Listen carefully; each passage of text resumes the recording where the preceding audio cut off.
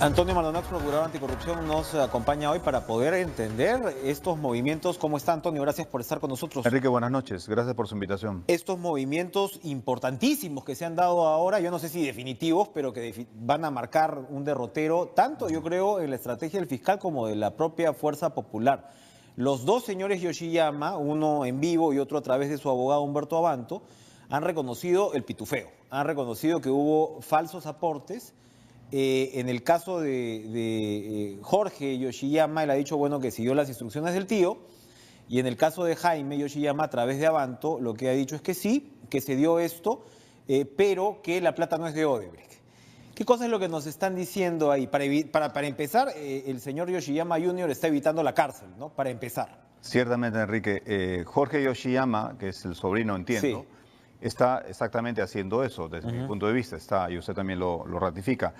Frente a la solicitud del fiscal de prisión preventiva por 36 meses, el sobrino hace esta declaración, que es un importante avance y corroboración de las hipótesis de trabajo de investigación del fiscal Pérez, y un importante, a la vez, un importante revés en las tesis que ha postulado las defensas de los investigados en ese momento bajo solicitud potencial de prisión preventiva. De tal manera que, a mi modo de ver, hay una corroboración importante de que en efecto el dinero tiene una fuente ilícita, conforme ya lo había anunciado el propio Marcelo Odebrecht, lo aclaró y lo precisó Barata. El dinero fue entregado o habría sido entregado al señor Jaime Yoshiyama y en efecto, conforme lo ha aceptado y ha confesado, ha declarado su sobrino, ese dinero fue, como usted manifiesta, fragmentado en la forma como se conoce de pitufeo, ¿no? ¿Por qué subraya Jaime Yoshiyama que esto no viene de Odebrecht? ¿Qué pretende con eso? Bueno, pretende precisamente, es un contraataque a las hipótesis de investigación del fiscal Pérez y pretende precisamente desvirtuar que este dinero tuviese un origen ilícito y por tanto pretende atenuar, digamos, hacer un control de daños de las declaraciones del sobrino. Ahora, es interesante que digan, claro, no hay plata de Odebrecht porque casi entonces ahí están reconociendo, aceptando que la plata de Odebrecht tenía origen ilícito y que si aceptan que entró ese millón y pico de Odebrecht, están reconociendo que sabían que ese origen era ilícito y que estaban cometiendo un delito. Lo que dice Abanto es que hasta ahora, según lo que ellos reconocen, se había configurado apenas una falta administrativa, que es lo que se señala pues hasta ahora. Sí. Evidentemente esto va en la línea opuesta a el tema de lavado de activos y organización criminal, que es lo que postula la Fiscalía. Todo el mundo entonces sabe que la plata de Odebrecht significa un gran problema.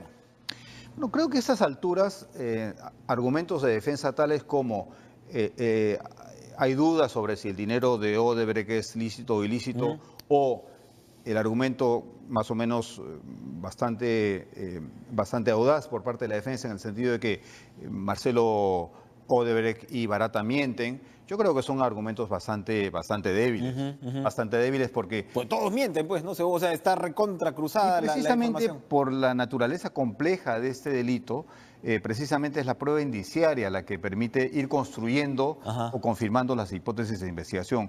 Por tanto, después del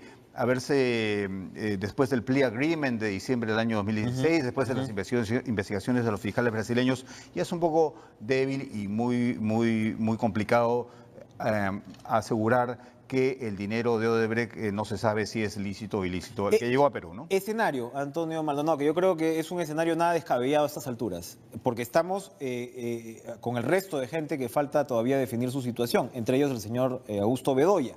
Claro.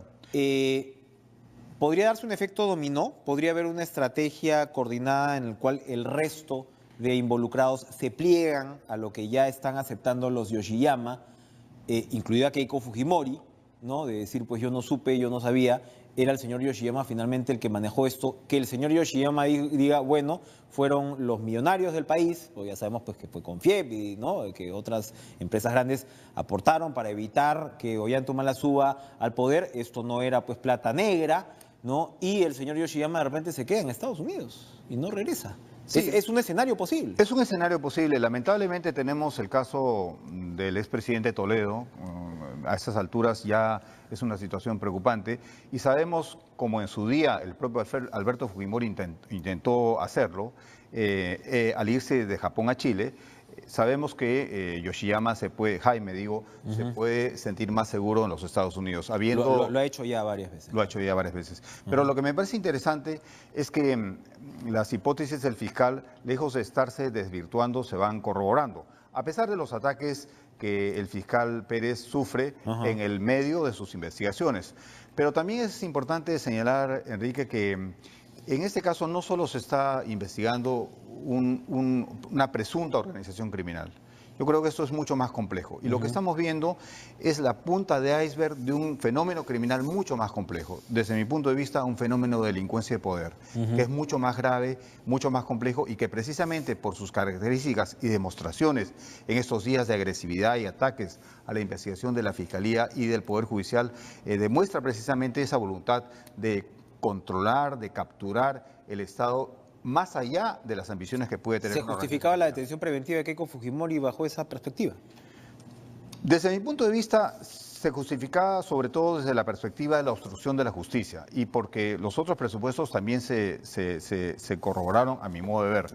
Creo que en general esos presupuestos se van a ir discutiendo, por supuesto, y entiendo yo verificando en el curso de las siguientes audiencias sobre este tema de privación de la libertad en forma preventiva. Pero me parece que, en todo caso, la estrategia del Ministerio Público es la correcta para enfrentar una organización de este tipo.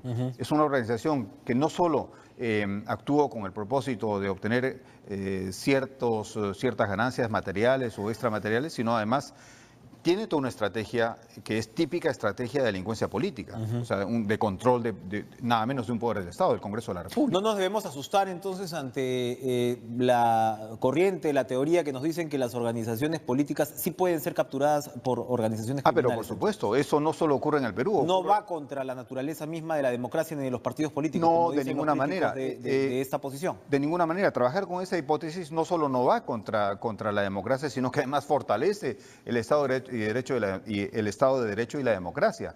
Porque precisamente lo que desvirtúa la democracia es este tipo de delincuencia de poder. Es una delincuencia peligrosísima. Por eso es que quisiera subrayar la importancia de entender y que el Perú entienda que no estamos solo frente a un caso de organización criminal. Eso es mucho más complejo y más grave. Ahí están las amenazas de esta señora que presidió esta comisión contra el juez, el fiscal, etcétera. Todas las veces que hemos visto a un Congreso tratando de interferir con la acción de la justicia, que es gravísimo. Y por eso me parece que frente a ese escenario la acción ciudadana es fundamental. La acción ciudadana consiste... El primer deber de la acción ciudadana en un escenario de delincuencia de poder, delincuencia política, es luchar contra la impunidad. Y esa lucha contra la impunidad se hace solo mediante acciones de recuperación, mediante acciones de resistencia, mediante acciones de reparación. Y eso hay que hacerlo de manera indubitable, sin pausa y con absoluta autonomía. ¿El señor Chávarri no lo entiende? Mire, yo creo que acá hay gente, no hablando del fiscal de la Nación actual, sino hablando en términos generales, hay gente que no aprende de las lecciones del pasado. Hay gente que se para, siendo congresista, a amenazar, a articular acciones de impunidad y cree que esto no va a tener un costo en el futuro. Por supuesto que va a tener un costo. Esto ha tenido un costo en otros países. Yo he visto fiscales generales de la República en El Salvador y en Guatemala presos. Yo mismo, estando en la Comisión Internacional contra la Impunidad, puede ocurrir. Investigué una red criminal que estaba insertada en una red criminal mayor, la del presidente Portillo, un fiscal general en Guatemala, que fue, por supuesto, condenado. Hoy, hace pocas semanas, ha sido procesado y sometido a prisión preventiva el fiscal general de El Salvador. Lo que quiero decir es que cuidado, estos actos son muy delicados. Estamos hablando de actos articulados de impunidad generados desde poderes del Estado. Y esto tiene un costo. Y hay un capítulo que todavía no se escribe, o se está escribiendo, pero se va a dar a conocer sin duda, que es el de la campaña del 2016, ¿no? Porque el testimonio del congresista Castro alcanza la campaña del 2016. Habrá que ver qué fuentes son estas, porque ahí Odebrecht ya no opera, ¿no? Claro. Y efectivamente uno cuando revisa los montos es interesante. La campaña de Fuerza Popular del 2011 tiene como 20 millones de soles. Es poquito mayor que la del 2016, cuando uno hubiera pensado lo opuesto. Las campañas se van incrementando. Ya no estaba la plata de Odebrecht, pero estaba la plata de Joaquín Ramírez. Exactamente, más complicado. Esa es una investigación de la cual todavía no sabemos los avances, si es que los hay. Más complicado, mucho más delicado aún y que, mire, en el fondo, por supuesto, de esto hablarán los fiscales que están a cargo de las investigaciones. Una persona como yo desde afuera, que observa lo que todos observan, solo puede decir que si estas organizaciones, entre comillas, políticas, creyeron que podían usar cualquier medio, inclusive medios criminales, para lograr objetivos políticos, imagínense qué pasaría si llegasen al poder. O sea,